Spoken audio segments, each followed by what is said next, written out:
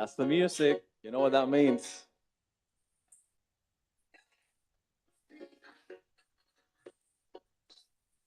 Well, thank you so much for being here. And I want to do something. We all had coffee. So let's stand up. Please, everyone stand up for a second. Let's breathe in. If anyone wants to jump, jump. And that way we'll get the adrenaline going. And it's anyone wearing headsets? No? Okay, good. I'm gonna go in Italian really quick. Dato che siamo in Italia, vorrei dire qualche parola in italiano. Prima di tutto ringraziare FIM e tutti gli sponsor per il magnifico forum di questo 2026 e particolare Alessa per averci accolto a Frascati. Per me è stata un'esperienza indimenticabile. Tante grazie. Basically, I'm just thanking FIM and all the sponsors, and especially here ESA at Frascati for all this wonderful forum that we've had. Yesterday was also particularly interesting. We're building up into our last sessions. Basically, we're following the same format, and we're talking about climate communication and global power dynamics. This is specifically important as we have a lot of divergence when it comes to information and how information is disseminated when it comes to the global south and the global north. And many people would say that climate change, it's often described as a scientific challenge, but it's also a communication challenge. And the sad part of this is that many people at the front lines are often the ones less exposed to climate information, and they are the ones being affected the most. Those voices that sometimes dominate the narrative are the ones least exposed to these problems. And we're going to be talking about this issue. And we're also going to be talking about the need to counteract the misinformation as well. We have been talking about that theme through the day today, and how we could take control of the conversation. Climate information, it's a big power. It could influence politics, it could influence policy, and eventually it influences the economics of the world as well as lives, and ultimately it leads to climate action. So on that note, I want the speakers to come and sit down because they'll be presenting themselves. I want to do it a little different. So please take a seat. We also have 3 more panelists online. One of them is still not here, but they'll be coming over. So I'm actually very humbled to be around this amazing team of journalists as well as scientists. And I want to give them all a minute to present themselves. And while you're presenting yourself and telling me briefly a little bit about what you do, I also want you to think, what's the biggest challenge when it comes to climate communication? And on that note, I'll start with you, Shell. Okay. I'm from the States, from Texas. And in Texas, we usually start one way. I'm going to say a word, and then everybody yell it back at me. Ready? So the word is howdy. So howdy. All right, there you go. You're official Texans now, by the way.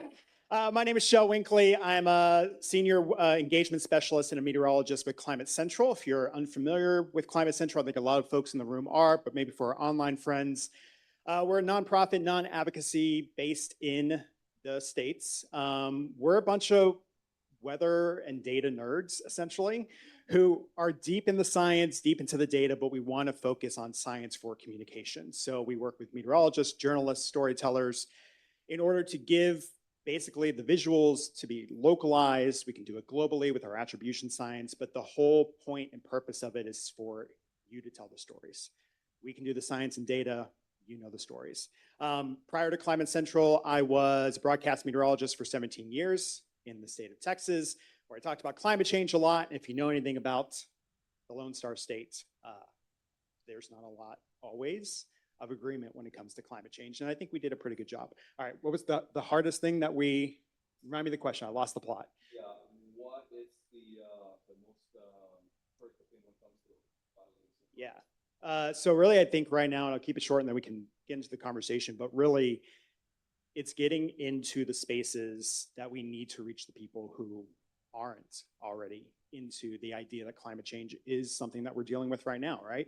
Our algorithms have us separated into the things that we already know, we already love. So what I like to really focus on is how do we take what we know and then get it into other algorithms that don't typically see this information. Thank you. Hi, I'm Giorgia. I'm science communication researcher. I'm here representing the Copernicus Italian User Forum. My research work is about what happens to the data after they're released to the public, especially the Earth observation free and open data that Copernicus produce. And the fact is, open data doesn't mean usable data. We need to understand them, and we try to understand how people understand the data. So it's a whole chain of people understanding each other. And I think that this is the main point in science communication, because climate change is the wicked problem when we speak about how to communicate, because it got a lot of uncertainty, it have a huge time and geographical scale, and people cannot really relate to it, but the ones that are affected by it. So we have to try to understand what they really need and how they need to be informed. And that's more or less, that's all. Perfect. Michael, tell us a little bit more about what you do. I mean, we got a chance to meet you yesterday. It was Yeah. a wonderful experience. And also, what's the biggest challenge when it comes to climate communication? Thank you, Ariel. So yes, my name is Michael Booth. I'm here representing ESA. We're very happy to have everybody here. You might have remembered yesterday's tour around the facility. I work a lot with the fee experience and the data visualization showcase that is the Ezrin Visitor Center and that nice space there. My background is in multimedia and visual arts. I started out as a filmmaker, a natural history filmmaker. So you might have seen wildlife films in National Geographic, BBC, that sort of thing. I did that for many years. And then I jumped into the UN system, the UN Environment Program. So I did a little bit of a zoom out from a specific species of animals, then back to ecosystems with the UN, and finally now I've really zoomed out to the planetary level of perspective, let's say. And I would answer your question on climate change. What is the most challenging thing? And I echo the comments here. I think we did a disservice at some point, not knowing and talking about climate change as this thing that was melting our polar ice caps, and we grabbed the polar bear and the penguin as symbols of this change that was happening, and now realize, ooh, that was quite far away from the daily life of each person, and also in scales that do not match even my own lifetime. So why should I care? And yes, we got a lot of people to care, but now we're seeing that we missed a bunch of people, and we need to bring that closer to what it means for people's daily lives, I think. Maybe even try looking for terms that are not as exhausted as climate change. So we can talk about the destruction of nature or polluted rivers and air. Everybody can get behind that. So I think that's one of the critical important challenges that we do have, is that term is working for us sometimes and against us. Perfect. So now let's move on to our panelists online. Mauricio, do we have Mauricio available? Hello, Mauricio, how are you? Mauricio Velasquez. Hi, how are you, Ariel? Very good. Please introduce yourself, and also have this in mind at the end. Tell us what you think is the biggest challenge when it comes to climate communication. Sure. Well, I am biologist. I have been working in CAF, Development Bank of Latin America and the Caribbean during the last 17 years. At the beginning, I was working with safeguards, trying to protect the ecosystems, biodiversity, and also people that live in those beautiful places. But after that, I started to do more green financing in order to try to create some solutions or to find some solutions to problems, climate problems, and also biodiversity and conservation problems in the region. And for me, the biggest challenge is to let's say we have scientific data, but that data have to be transformed in order that the decision making makers can understand that easily and can do can find solutions and implement them. Basically, there is a sort of problems and barriers in communication, in interest, economical interest, and political interest in the middle of that. But I think that well, I believe I am very optimistic that we can find solutions in the region that can be also exported to the global landscape. And we also have Andreu Escrivá. Andreu, are you there? Please go ahead, present yourself. How are you? Thanks for being here. I think you're muted, Andreu. Go Okay, ahead. do you hear me now? Okay.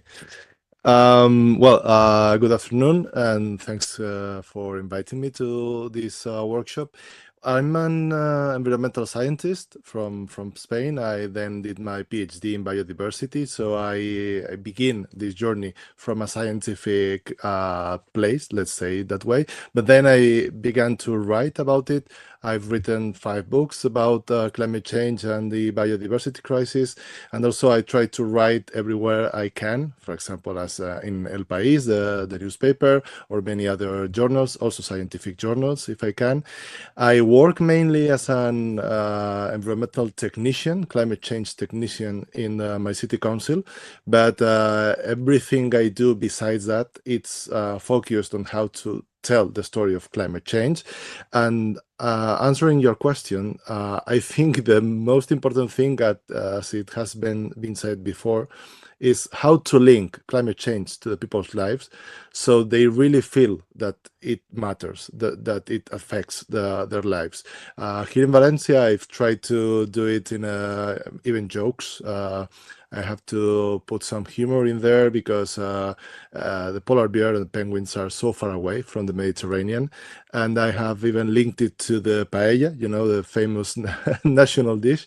So I've been trying to explore new ways to tell it. And I think that's the challenge. Also, bring back how to bring back the momentum from 2018, 2019, where there was this pulse of climate action around the world, and now it has been somehow lost, and I feel that's really important too. Thank you, Andreu. And I have to say, I was looking at your biography, and it's very impressive. When I read the titles of the books, I'm actually very intrigued. I want to see if I'm able to go to Spain and get a hold on a few of those books, because they seem extremely interesting. I do not know if we have Andrea Obaid online. If we do, please let me know. If not, we'll continue and we'll move on. So I guess we don't have her yet. She'll join us. So now I'm gonna sit down because I'm sweating bullets here with this coat. And let's move on the conversation to some questions that I have for you. And I'm gonna start with you, Georgia. Where do you see the biggest gap between what we call, scientific, real scientific information, and how the public understands it? Okay, good question. Very interesting. Let's say it depends on who is this who. Who are we talking to? Let's say the general audience, especially in your field. You deal with all this information, scientific information, and basically has to be translated to an audience that's not this audience. Let's think grandma, grandpa. I think that the gap is the fact that people freeze when they do not understand, and when they don't understand, they don't trust you.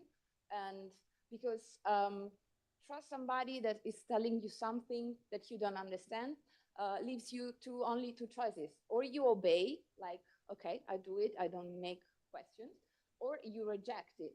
And so we have to put ourselves in between and try to create this sensation that we are speaking to them in a way that it's meaningful for them, to create meaning. And we have seen that in our research about the Copernicus outreach processes, that trust is the first drivers in most of the outreach experts. And then we have, I don't know, curiosity, or we have the data visualization tools and stuff that makes things more light, because the time that people need to consume to understand stuff in this very fast world, it's the main things that push them aside and say, okay, I don't need it. I have a lot of things to do in my life. I don't want to spend my time to try to understand. So we have to fill this gap and bring science to not to a basic level, because it doesn't mean that we have to oversimplify, but we have to make things meaningful. And I think that in this kind of discourse, we have to also put the very young generations, because they are the ones that tomorrow will make their decision. And in this moment, they are quite a little bit underrepresented, especially in the institutional communication strategies. But they are the ones that tomorrow they will decide, and they have to have now the data, but the information, and how to access the data, and how to interpret this data in a very meaningful way.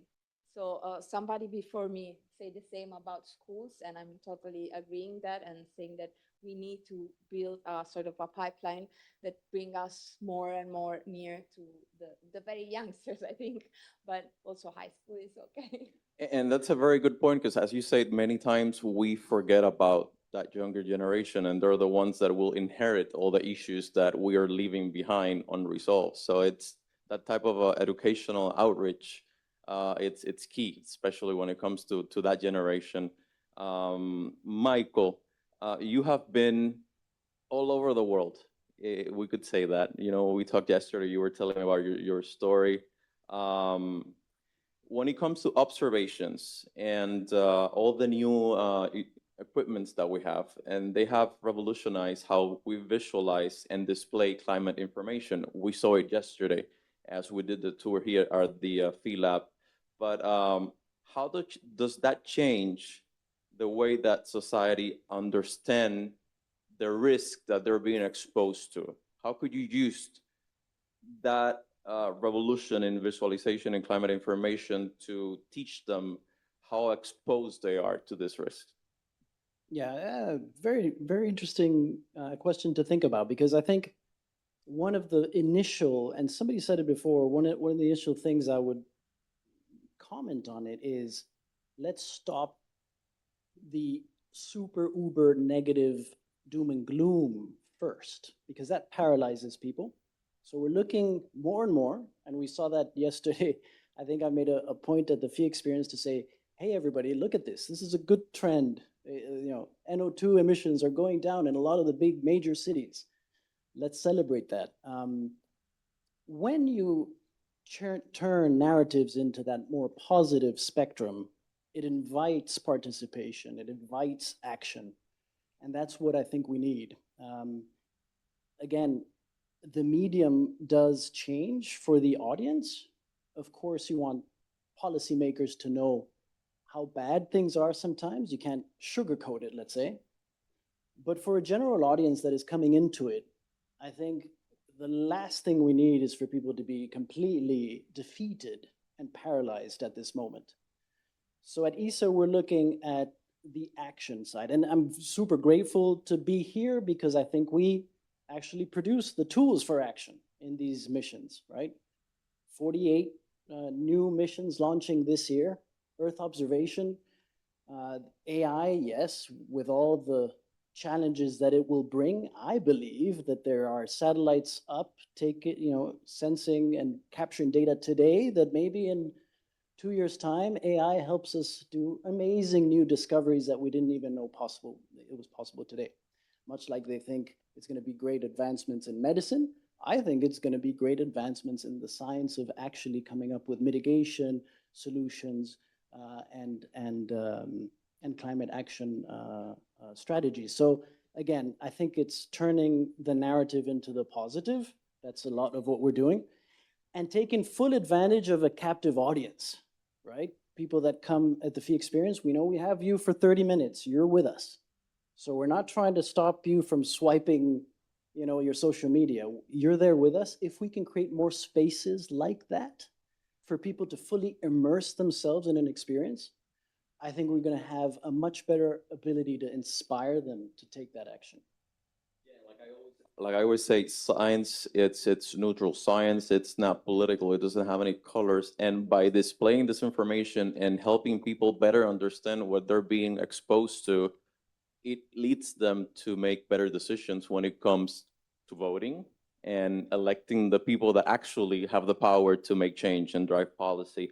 So now I want to bring in Mauricio. Mauricio, what's your perspective when it comes to Latin America and the Caribbean, and what do you think it's often missing when it comes to international discussions on climate change and these communities in the Caribbean and also Latin America?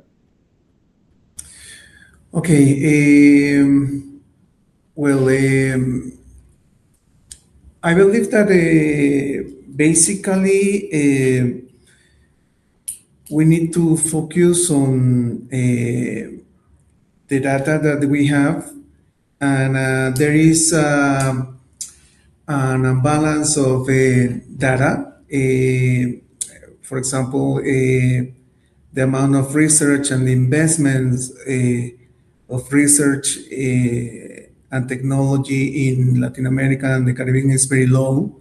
Is in an average, I would say that less than 2% of the internal net gross product.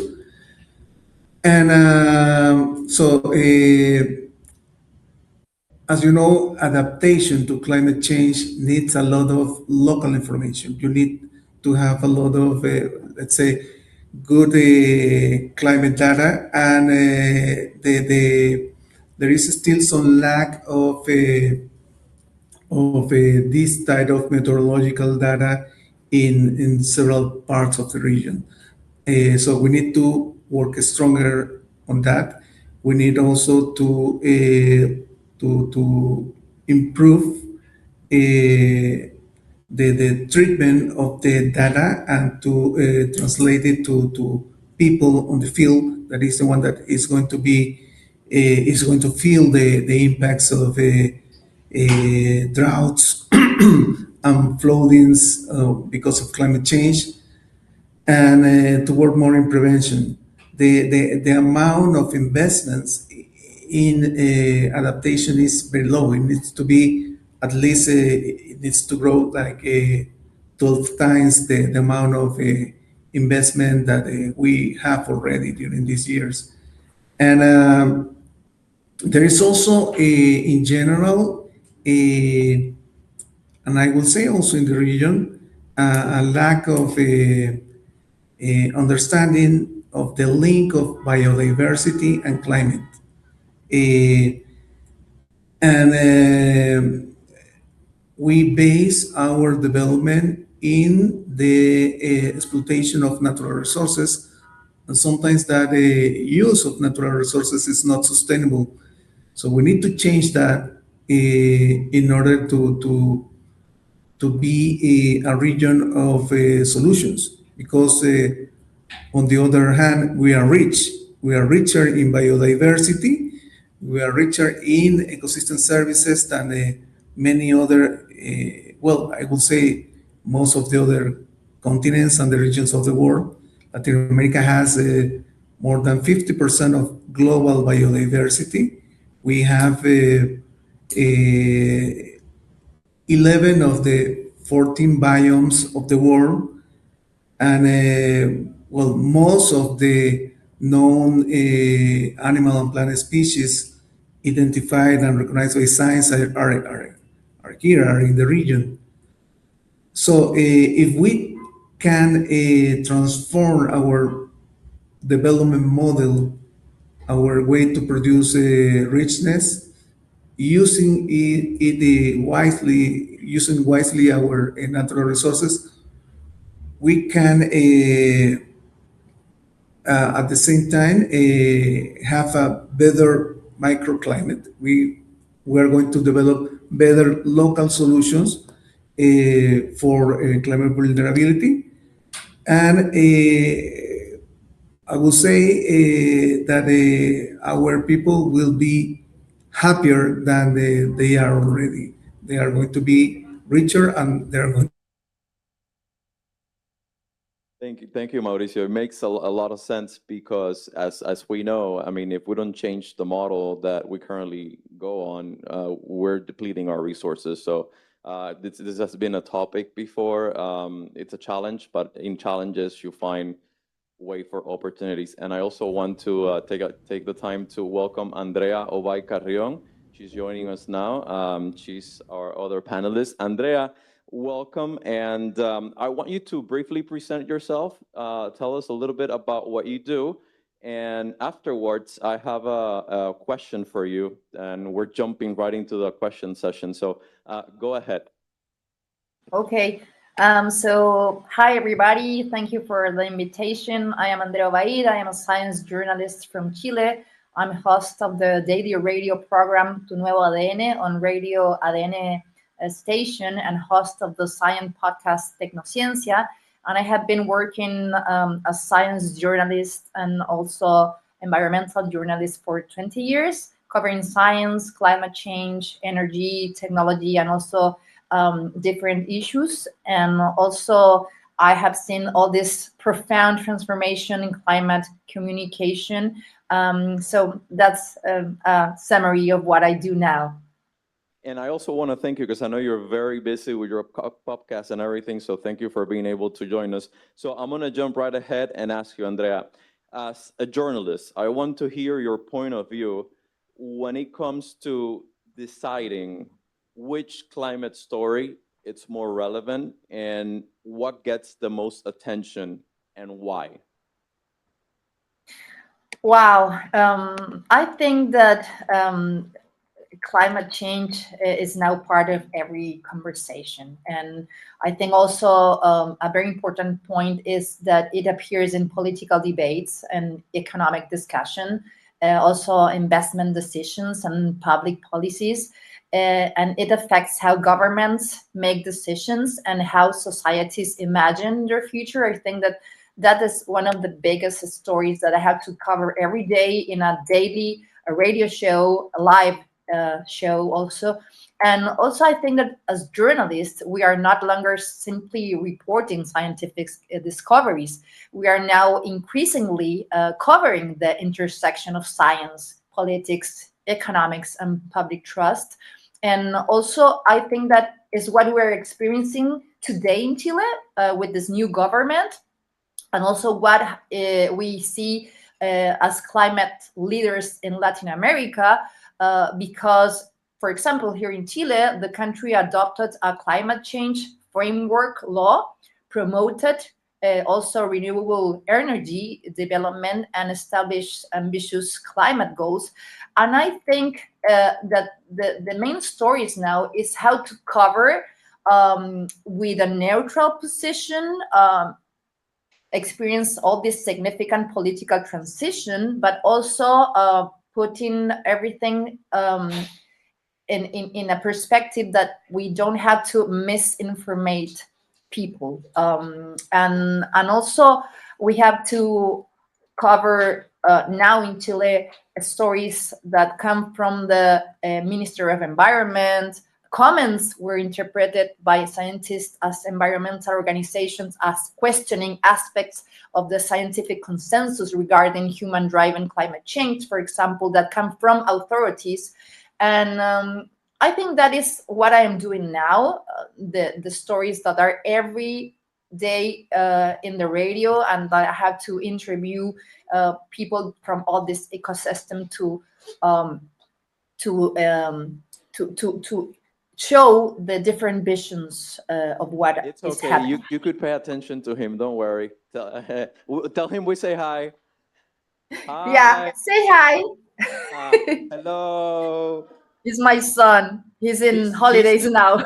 he should be part of the conversation.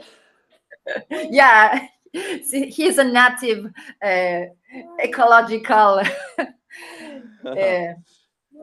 Thank you so much, Andre. I mean, what you say makes a lot of sense because at the end of the day, we have the power to drive policy, which is a theme that we have been hearing. And by driving policy, we can affect change, and hopefully it will lead to more effective climate action. So now I want to bring it back home here to Chell, and you have a little video that you wanted to show us. I don't know if you want to show it before my question or after, but You tell me.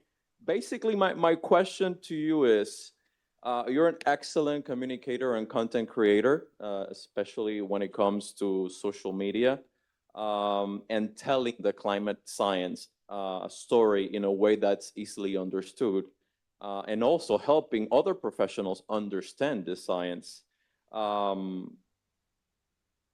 How do you prioritize what you think is most important, and how do you combat the noise in the system, those naysayers, the people that do not believe in what we do? So on that note, go ahead. Yeah. First of all, that was a perfect intro. I'm not saying I planted him there, but that was perfect. I think the first thing is all of us in the jobs that we do in our communities, you have people that listen to you. You have people who value what you say, and it's because you are real. That was a real moment that we're going to remember at FIM forever, right? Like that was a perfect moment. So I think just be yourself and be real. And so for me, I want to bring meteorology and climate change together. Like, what is that piece? But I would say for me, how I stay real is, let me ask you this. Why did the bike fall over? Why did the bicycle fall over? Was it an earthquake? It was too tired, right? Dad jokes. So I read an article recently that said one of the best things to happen to science is dad jokes, right? Because like Michael was saying, you're scrolling. Oh, that's terrible. You're scrolling. That's not a good story. You're scrolling. Oh, a cat video. Okay, I'll stop there. You know why I brought the earthquake? Because we had a big earthquake north of Cuba last week, and we felt it. I mean, I didn't feel it in Florida. So there were a lot of memes because, it was a little tremor, and the memes were like plants slightly moving. So when he mentioned the bike falling, I just reverted back to the earthquake. It's like Sorry. the chair that fell over. Rebuilt. Yeah. So for me, I think the way to get into the conversation is know what the conversation is. One thing that we talk about all the time is, yes, social media is a daunting place. Some of us are on it, some of us aren't. But if we want to be part of the conversation, we have to be where the people are conversating. And so the way that I do that is with rapid response. And what I always say is that, as meteorologists, people are asking us why. Why was this one worse? And so my example that I'll tell you is we just had a tropical storm in Texas and in the United States, still happening right now, Tropical Storm Arthur. Wasn't much of a cyclone, but man, it is creating so much rain and so much flooding. Last year in Texas, we had the Texas Hill Country floods, another tropical system that really was nothing. Didn't even make the news because it was nothing. It was short-lived, but then the remnants of it created a lot of rain. So use what people know, because people know where they live. Why did it rain so much? Well, we know that this area is prone to flooding. We know that this tropical system got stuck and couldn't go anywhere, so it rained a lot. We know this, we know that. But then to answer that question, it's the last but why. And that last but why, the what has changed, why was this one different than the one I remember 10 years ago, is climate change. So that's how you get into the conversation. It's not by forcing it on them all at once, but like resonate with them, connect with them with what they already know about the place they live, and then bringing climate change into that conversation. So if you want to show the, yeah, so what I love doing is talking. And so I do a lot of short form videos. So Ariel asked me to put a couple together, so I stitched a few together for y'all.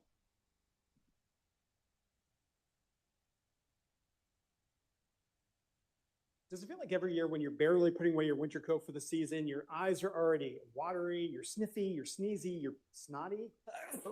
Bless you. Come on, let's go outside. Love is in the air, and it smells like chocolate. But did you know that cacao trees, nature's own chocolate factory, can only thrive in a sweet spot of temperatures?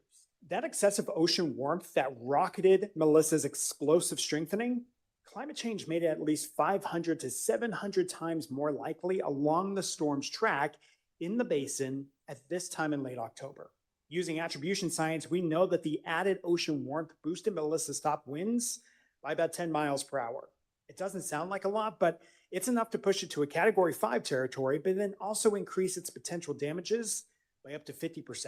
But here's what's changed. A warmer atmosphere is a thirstier atmosphere. So for every degree of warming, it can hold on to about 4% more moisture. Think of it this way, like it's a growing sponge. It's a bigger sponge, and it doesn't just absorb, but it can also take from things that hold water naturally, like trees and plants and the soil. And this means that we can slip into flash droughts faster, and crawling out of them, well, it's way harder, even with a decent rainfall. And then you add in heat waves and unusual early fall heat, and we just keep digging ourselves into a deeper hole. Look, records happen, but climate shift index data shows us this warmth was made at least 2 times to 3 times more likely by human-caused climate change. For South Texas and northern Florida, heat like this that would be rare or almost impossible at the tail end of November without heat-trapping pollution. And look, a quick reminder, every county in the lower 48 has seen some sort of fall warming, mostly due to climate change. Fall temperatures have warmed on average 2.8 degrees Fahrenheit across 237 US cities. Cooler days still happen in this season, just the warmer than average ones, those are winning out. All right, I gotta get these lights up, but for you, go check out the data. It's up right now at csi.climatecentral.org. Do you know what the first comment on that last video where I'm putting up, my Christmas lights were up, by the way. So these are my extra lights that I haven't used in years. But you know what the first comment was on that video? You're still using C9, you're using so much energy, right? That's what they focused on because they weren't attacking the science and what I was saying. They were trying to find whatever they could to try to attack and kind of discredit. So you gotta get past that. I think the last thing I would say is just when you go about these things, I get the opportunity to talk to meteorologists and to journalists, so I get to make my entire content focused on the climate story. But think about the things that people love. So it doesn't have to be a full thing about climate change. What if it's a baker who's baking a chocolate cake? And just like a little 5-second mention about how climate change is impacting the price of chocolate. Or, you know, those little moments stack up. The World Cup. We don't have to talk about the heat the entire time, but just little moments here and there, those hydration breaks. We could just say, hey, today, we know that climate change made this heat that these players are feeling, that you as a fan are feeling, 5 times more likely. And it's those little moments that just sit back here and eventually come into the conversation. Little moments like the one we just had. Exactly. So thank you so much. Andreu, I want to bring it back to you. And I want to ask you this question. Overall, we have seen, especially in the US, in the past, that the way that climate conversation it's moving in the general media per se has been a little bit constricted or limited at times. And sometimes, I don't know, Andreu, are you there? Are you listening to me? Yeah. Okay, perfect. So sometimes I would say that the conversation concentrates more on climate change as a future problem, but we know that that's not the case. A lot of communities are already being affected everywhere in the world. So as a journalist, what's your perspective on moving that focus and creating momentum for stories that are more today, more representative of what's happening in the present? Well, that's a difficult question also. I usually use a photo of the 1950s. I think it's from 1950. It's a couple of children. They are sweating and they are very hot. And the photo says something like, maybe these children are hot, but they are going to experience much warmer years than their fathers and grandparents. So the thing is, if we were writing this 75 years ago, how is that climate change is still something about the future? Is still something about the future generations and everything that has to come here and everything that will be done in the future. The problem is that, for example, here in Spain, there has been a study done among the young people, and more or less 50% say that it's a catastrophe, there's no way out, so let's do nothing. And the other 50% says, okay, they will sort something out, they will find a solution, they will innovate our way out of this mess, so we don't have to do anything. So that's a real problem, because there's no one, almost no one, that feels that they have to do something because it's in the future, and or either there's no way out or someone's gonna figure it out for me. The thing is, it's happening right now. It's been happening many years.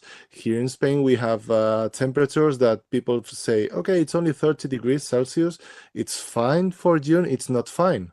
In Valencia, it used to be 25 degrees when in the 80s, in the 90s. This is not fine. You can ask anyone who grows anything on the land, especially, for example, the winemakers. And it's getting very difficult to transmit this, because I have this fear. Well, it's not a fear. It's a real fear that something's happening, that we are normalizing these extremes. So we are incorporating the weather extremes into our daily lives. As you remember, Valencia suffered an extreme floods 2 years ago.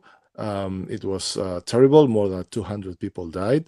Attribution studies told us that it was 20% more intense due to climate change.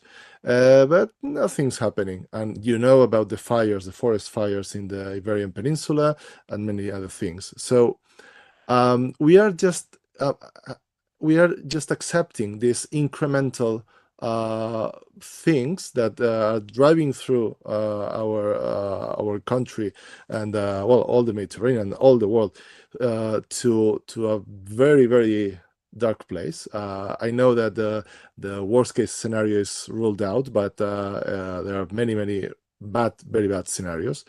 So I don't really know how to put this in the present.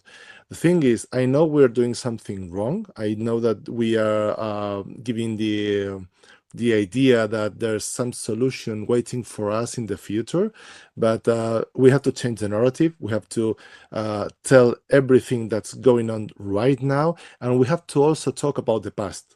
Climate change has been about the future, sometimes about the present. We have to acknowledge the climate change history, not only in a scientific way, but also in all the ways that has changed the food we eat, the cities we walk, how we move, or the ecosystems we admire.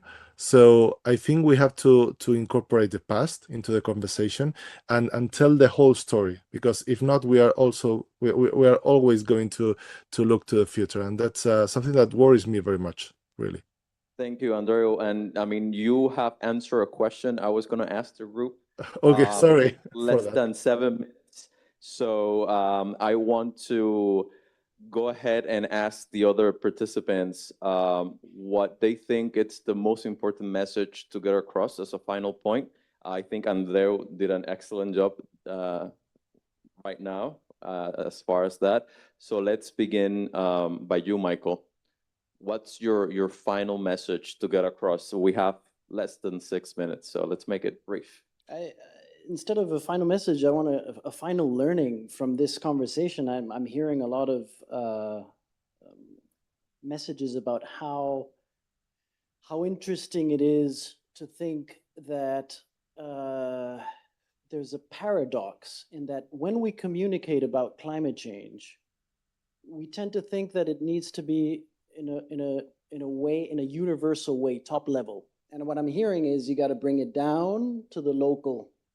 So to make it universal, we have to really get down to what is impacting the person and to tell stories that are relevant to their lives. And if people are today worried about security, if they're worried about the tense geopolitical climate, then what are the stories that we can tell about the environment that are linked to these? And I think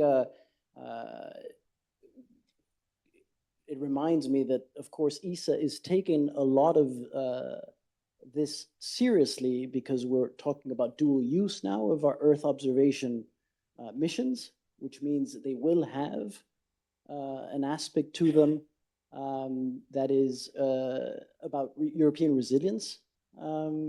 So it means that we are taking other issues seriously because we recognize they're all interconnected. So I think that's the takeaway that I get. To try to make it more universal, we got to go local. If that makes sense. It's a paradox. No, it makes sense to at least to me when it comes to working on stories. Georgia, what's your message? Okay, I've read something about it before, so I will read it. But I want to tell everybody that communication isn't a decoration on top of climate science. It's the infrastructure that decide who's in the room, because who controls the format, so how data are structured, framed, presented, controls who can act on them. And I think it's a very important thing if we want to be shared upon everybody. And yeah, that's it. Communication isn't the final step. It's the part of the process. Perfect. Shell? Right where I was going to go. Yeah, that's perfect. We were talking about this earlier at lunch, but as we're building these really awesome tools and the way we're using the data, communication isn't the end product. It should be right there at the beginning, so we know that what we're building, we know that we can communicate it effectively. I would say the other thing about that is give people ownership, so bring them in. Remember, it's a conversation, we're not talking at them, so bring them into the process. Bring them in and make them feel like they are part of the science and really get interested in it. And yeah, once you post something, once you publish something, once you go on air, whatever your communication method is, remember that that's not the last thing you do. There's still the conversation that comes after that. And living life in the comments, as we all know, it's not fun, but you can make a lot of progress there if you keep that conversation going.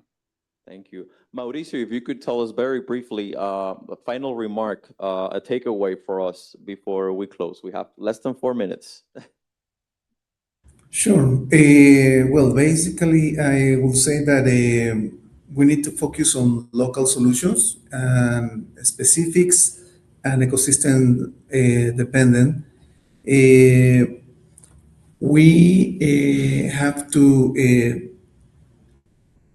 stop pilots and to start to scale. We have a lot of solutions developed in the region and also worldwide. And I think that there's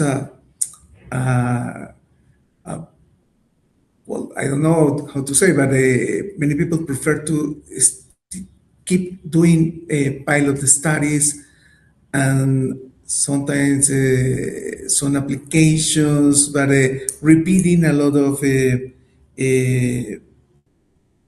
efforts. But I prefer to start to scale solutions that we know that already work. I would say that. Thank you, Mauricio. Andrea, I want you to, in your closing remark, tell me about how we move this narrative more towards the global south and try to control that part of the story, give it more importance, especially for communities.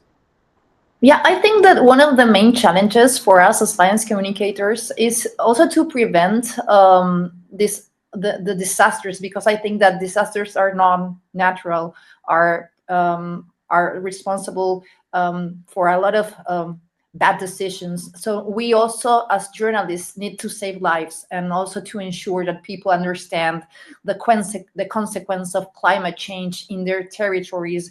And also, I think that we have to work understanding that now the science evidence is in crisis, and we need to educate more the different audiences, work to limit the misinformation, like telling good stories that can connect with daily life of people, that can change their ways of